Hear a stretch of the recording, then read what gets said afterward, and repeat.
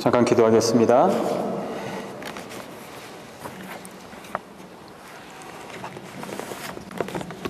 복주시기를 기뻐하시고 즐거워하시는 우리 구주 하나님 감사를 드립니다. 우리에게 오늘 하루를 허락하시며 주의 기쁨이 되게 하여 주셨사오니 우리의 몸으로, 우리의 마음으로, 우리의 전 인격으로 주님을 찬양하기를 원합니다. 이 시간 영광 받아 주시옵시고 말씀이 함께 하시사 우리 심령 가운데 주님 만나는 귀한 시간 될 수 있도록 허락하여 주시옵소서. 은혜 주실 줄 믿사옵고 우리 구주 예수님의 이름으로 기도합니다. 아멘. 반갑습니다. 대답하셔도 되는데요. 반갑습니다. 네. 제가 인사를 하나 알려드릴게요. 여러분들 주님이 어디 계시죠? 어디에요? 네. 저기도 계시고 여기도 계시고 또 중요한 것은 내 안에 주님이 계시죠. 저를 한번 따라서 하겠습니다. 내 안에 계신 주님이 당신 안에 계신 주님께 문안합니다. 자, 한번 해볼까요? 내 안에 계신 주님이 당신 안에 계신 주님께 문안합니다. 자, 이제 저하고 준비가 되셨으면 다시 한번 인사해 보겠습니다. 내 안에 계신 주님이 당신 안에 계신 주님께 문안합니다.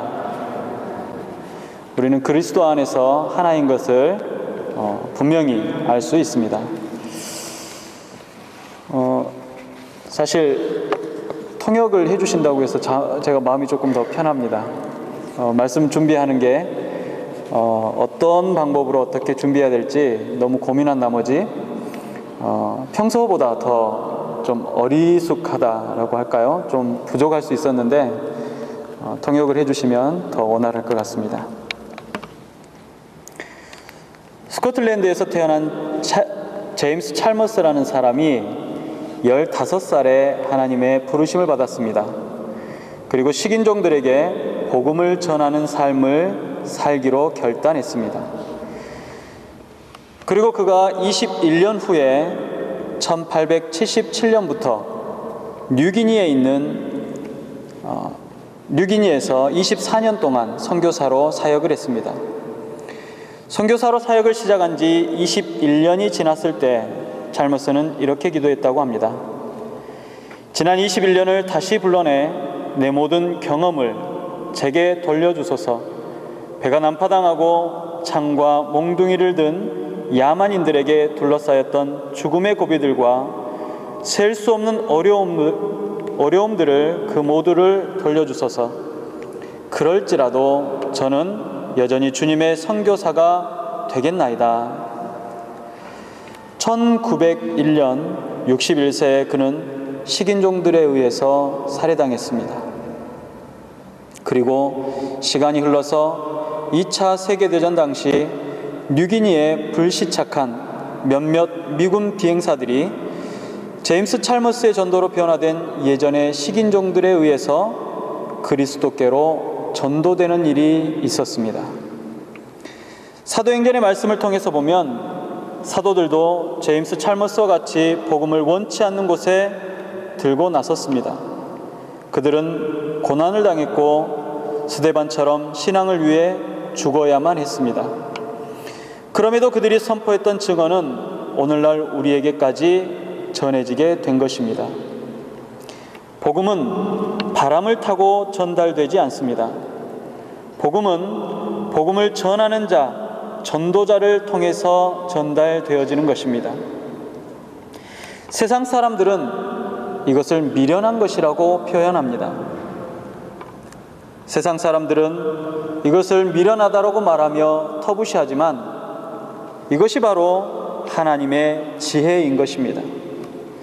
사도 바울은 로마서 10장 14절 말씀에 복음을 전파하는 자가 없이 어찌 들으리요? 라고 말했습니다.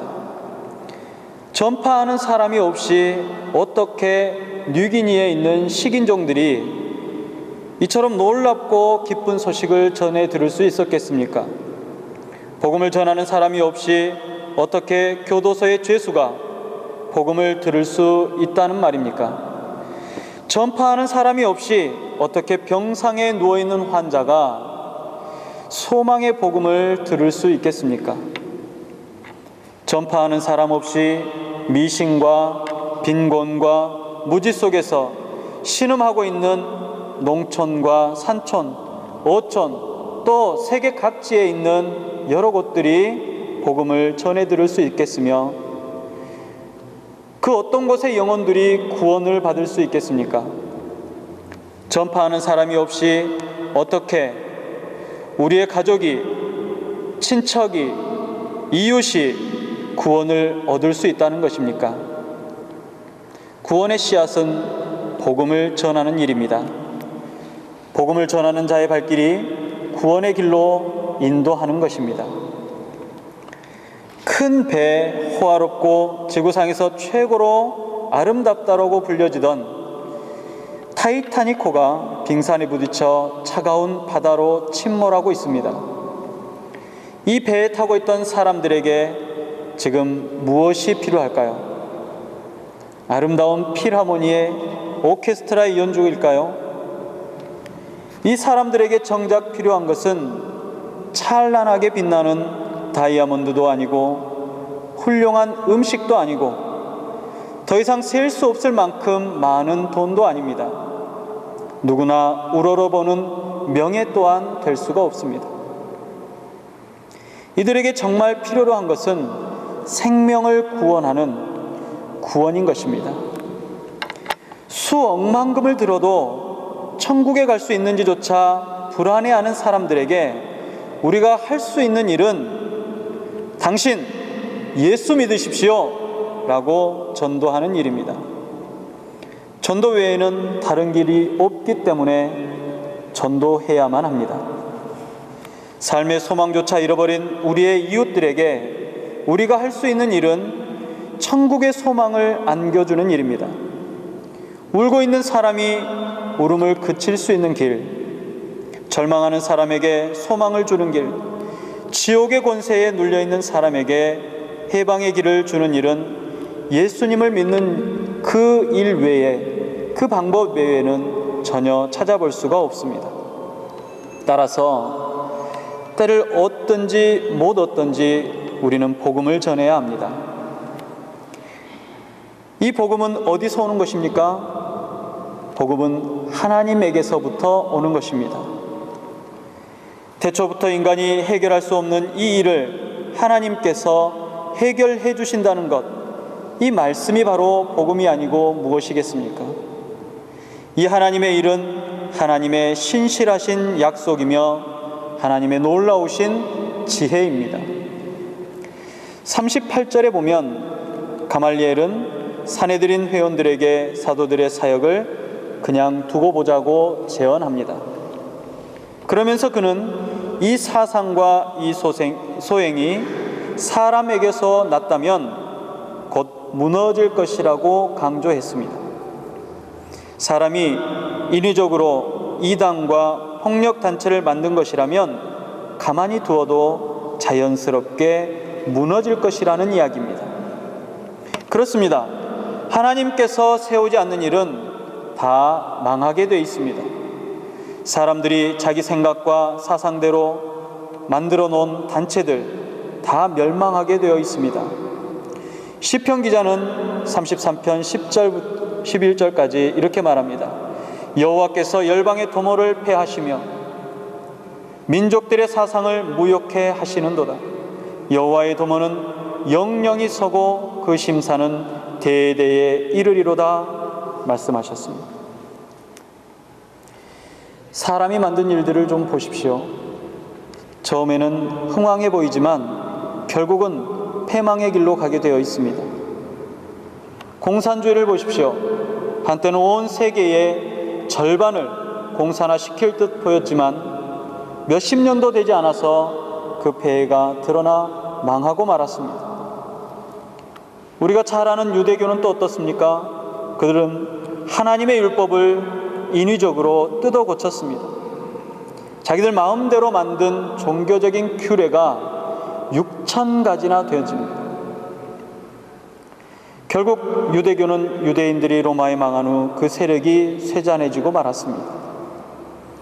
그러나 예수 그리스도가 머리가 되시는 교회는 어떻습니까?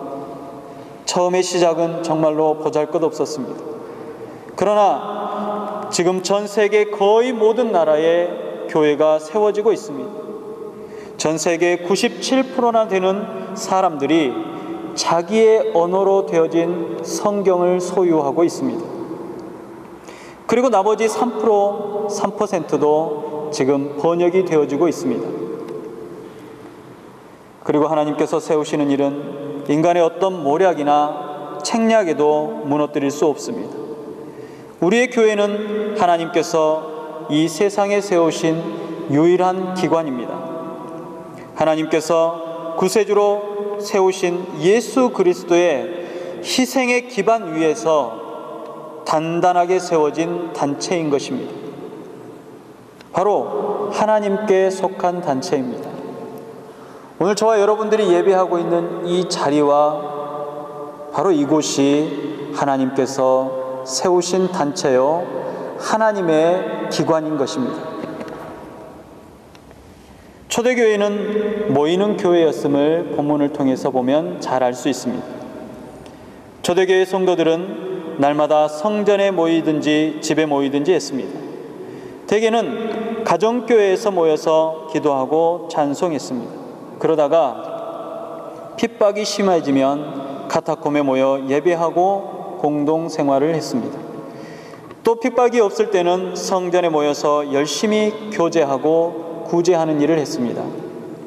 모이기를 힘쓰는 것, 이것이 초대교회의 부흥을 가져온 기본 원리입니다. 사도행전 2장 44절에 믿는 사람이 다 함께 있어 라고 말합니다. 사도행전 2장 46절엔 날마다 마음을 같이하여 성전에 모이기를 힘쓰니라 라고 했습니다. 모이는 일은 소중합니다. 모여야 기도할 수 있습니다. 모여야 찬송할 수 있고 모여야 구제할 수도 있는 것입니다. 모여야 배울 수 있고 모여야 전도할 수 있습니다. 모이는 교회는 오늘날에도 반드시 부흥할 수 있습니다. 또 초대교회는 가르치는 교회였습니다. 42절에 보니까 예수는 그리스도라 가르치기와 라고 했습니다. 예수님을 단순히 예수님이라고 가르치는 것은 올바른 가르침이 아닙니다. 이슬람에서도 예수님을 가르칩니다. 그러나 예수를 단순히 선지자나 한 인간으로 가르치는 것입니다. 예수님을 그리스도로 가르쳐야 합니다. 예수님께서 그리스도이신 것을 가르쳐야 한다는 이야기입니다. 예수님은 우리의 구원자가 되시며 메시아로서 이 땅에 오심을 가르쳐야 한다는 것입니다. 초대교회가 담대히 복음을 전파할 수 있었던 원동력이 바로 예수를 그리스도라고 가르치는 일을 멈추지 않았기 때문입니다. 고난이 와도 핍박이 몰려와도 죽음이 우리를 엄습해 올지라도 하나님 되신 예수 그리스도가 세상의 권세를 쥐고 죄와 사망의 올무에서 우리를 구원하신 사실을 확신하게 되면 어느 것도 우리를 막을 수가 없으며 그 어느 것도 하나님의 일을 멈춰서게 할 수 없습니다. 교회는 가르치고 배우는 일에 최선을 다해야 합니다. 요한복음 17장 3절에 보면 영생은 곧 유일하신 참 하나님과 그의 보내신 자 예수 그리스도를 아는 것이라고 밝게 말하고 있습니다. 우리는 이 사실로 인해서 담대히 전하는 자가 될 수 있을 것입니다. 배우지 않고는 이단이 어떤 것인지, 구원파가 어떤 것인지, 또 장막성전이 어떤 것인지, 사탄의 올무가 무엇인지를 도무지 알 수가 없습니다. 이단들이 내가 이단입니다 라고 말하는 이단은 없습니다. 사단이 와서 내가 사탄입니다 라고 말하지 않습니다. 도둑이 내가 도둑입니다 하고 들어오지 않습니다. 저마다 양의 가죽을 둘렀고 광명한 천사로 가장합니다. 이단들은 성경을 하나님의 말씀으로 믿는다고 말합니다. 예수님의 육체의 부활도 믿고 재림도 믿는다고 말합니다. 그러나 그런다 할지라도 자기 자신을 성령이라고 말한다면 이단이지 않겠습니까? 한국에서는 이단들이 굉장히 많습니다. 물론 한국뿐이 아니겠죠. 이단은 한문으로 끝, 단, 다를 이라고 합니다. 끝이 다른 것이 바로 이단입니다. 예수 그리스도의 복음은 우리를 천국으로 인도하는 복음입니다. 그런데 그 복음과 전혀 다른, 끝이 다른 것을 설명하거나 끝이 다른 곳으로 인도한다면 바로 그것이 이단입니다. 우스갯소리입니다마는 어쩌면 대한민국은 정말로 대단한 나라인 것 같습니다. 제가 아는 예수님만 9분이나 계십니다. 우리는 바로 배우고 바로 믿어야 합니다. 교회에 모이기를 힘쓰면 배울 수 있습니다. 다른 어떤 곳에서 여러분을 성경을 잘 가르쳐 주겠다고 유혹해도 절대로 넘어가지 마시기 바랍니다. 미혹의 영이 우는 사자와 같이 믿는 성도들을 해하려고 합니다. 초대교회는 전도하는 일에 힘썼다라고 말합니다. 42절에 전도하기를 쉬지 아니하니라 라고 했습니다. 에베소서 2장 5절은 너희가 은혜로 구원을 얻은 것이라고 증언합니다. 맞습니다. 구원은 학벌로 얻어지는 것이 아니고 명예로 얻어지는 것도 아니고 실력이나 구제로 얻어지는 것이 아닙니다. 농부가 밭에 나가 땅을 파서 고구마를 캐는 것처럼 구원을 얻는 것이 아닙니다. 전도가 은혜를 받아야 할 수 있듯이 구원도 역시 은혜로 얻는 선물입니다. 그래서 구원받았다는 것은 자랑할 것이 없는 것입니다. 나의 공로는 전혀 없이 오로지 하나님의 조건 없는 선물이기 때문에 그렇습니다. 나 같은 죄인 살리신 그 주님의 놀라운 은혜가 있었기 때문에 내가 구원을 얻는 것입니다. 죄의 짐에 눌려서 신음하던 사람을, 세상과 벗하면서 영원한 지옥으로 갈 수밖에 없던 사람을 하나님께서 은혜로 구원하신 것입니다. 이 은혜가 우리에게 어떻게 오게 되었습니까? 바람을 타고 날아온 것입니까? 아니면 강물이 흘러 바다에 모이는 것처럼 자연스럽게 내게 흘러온 것입니까? 바로 전도자의 발길을 통해 이 놀라운 은혜의 바다에 들어오게 되어진 것입니다. 나를 전도한 사람이 없었더라면 내가 과연 이 자리에 앉아 있을 수 있겠습니까? 우리 부모님을 전도한 사람이 없다면 내가 모태신앙이라고 말하면서 여전히 교회 다닐 수 있겠습니까?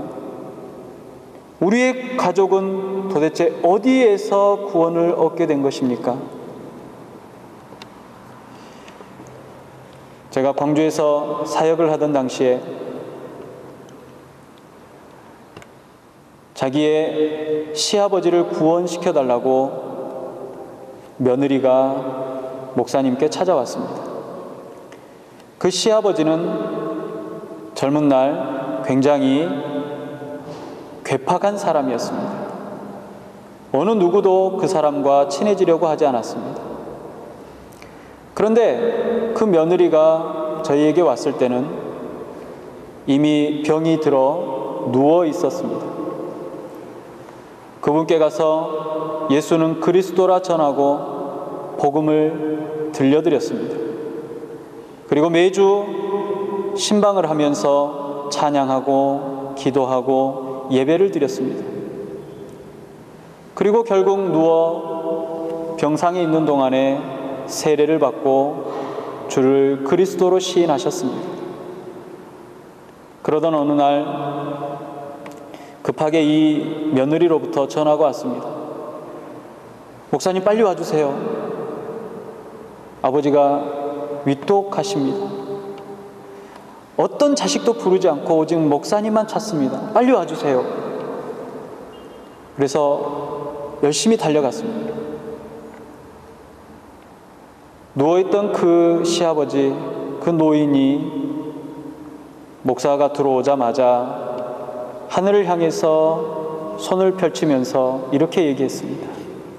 목사님, 천사들이 지금 나에게 내려오고 있어요.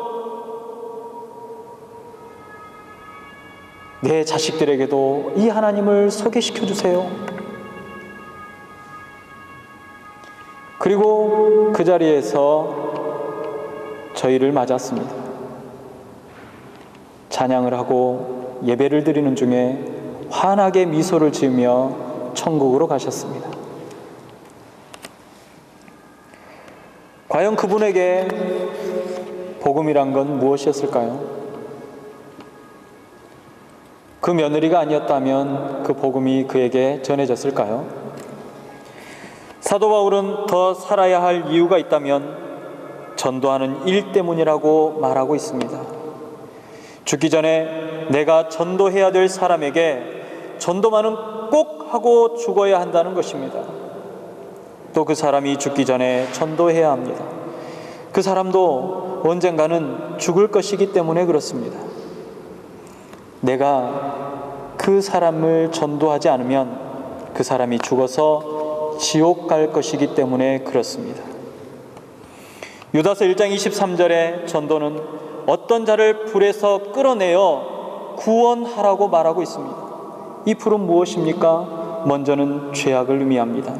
성경은 죄를 불로 상징해서 자주 말하고 있습니다. 불이 나무를 태우고 제단을 태우고 제산을 태우듯이 죄는 인격을 태우고 우리의 양심을 태워버립니다. 나가서 영혼을 태운다는 말입니다. 지금도 지구 곳곳에서 죄악의 불 속에 타고 있다는 이야기입니다. 또 불은 심판의 불을 의미합니다. 하나님께서 죄악의 도성 소돔과 고모라를 유황과 불을 빛처럼 쏟아내리면서 심판하셨습니다. 아론의 아들 나답과 아비후가 불이 여호와 앞에서 나와 그들을 삼키매 그들이 여호와 앞에서 죽으리라 라고 말했습니다. 이 불은 심판의 불이요, 이 불은 모든 인생들에게 놓여있는 불입니다.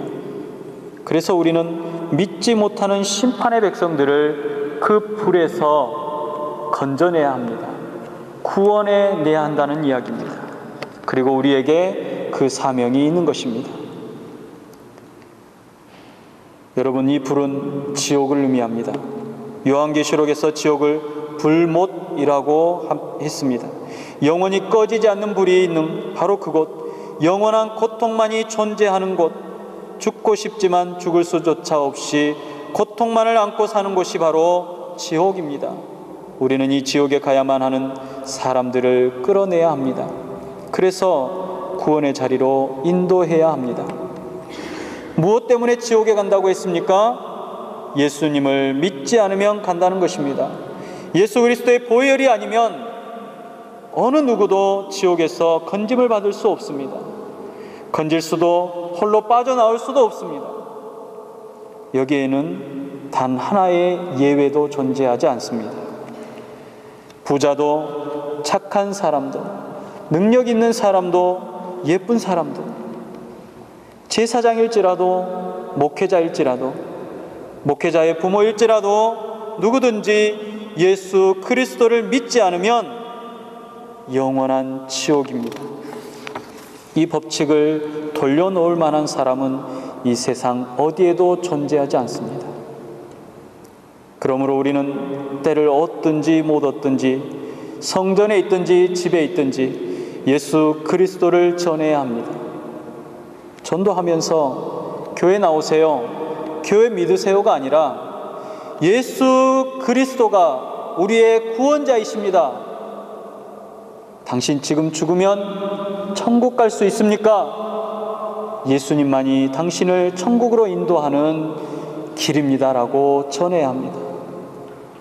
우리에게 고난이 올지라도 핍박이 올지라도 우리는 이 일의 증인이 되어야 합니다.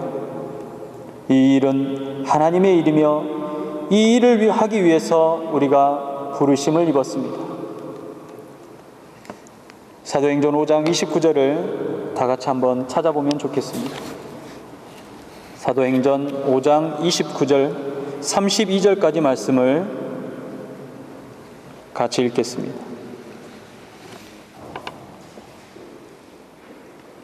5장 29절입니다. 같이 읽습니다. 베드로와 사도들이 대답하여 이르되 사람보다 하나님께 순종하는 것이 마땅하니라. 너희가 나무에 달아 죽인 예수를 우리 조상의 하나님이 살리시고 이스라엘에게 회개함과 죄 사함을 주시려고 그를 오른손으로 높이사 임금과 구주로 삼으셨느니라. 우리는 이 일의 증인이요 하나님이 자기에게 순종하는 사람들에게 주신 성령도 그러하니라 하더라. 아멘. 오늘 저와 여러분 모두에게 주시는 하나님의 말씀입니다. 우리가 이 일로 인하여서 부르심을 받았고 우리가 이 일로 인하여서 이 땅에 생명을 얻은 것입니다. 이 일이 아니면 이 땅에 존재하지 않을 존재들일 수도 있습니다. 우리 주님께서 우리를 부르셨던 것처럼 저와 여러분들의 구원의 손길들이 믿지 않는 백성들에게 뻗쳐서 그들로 인하여 예수를 그리스도로 시인하는 역사가 있어지시기를 주님의 이름으로 축원합니다. 기도하겠습니다.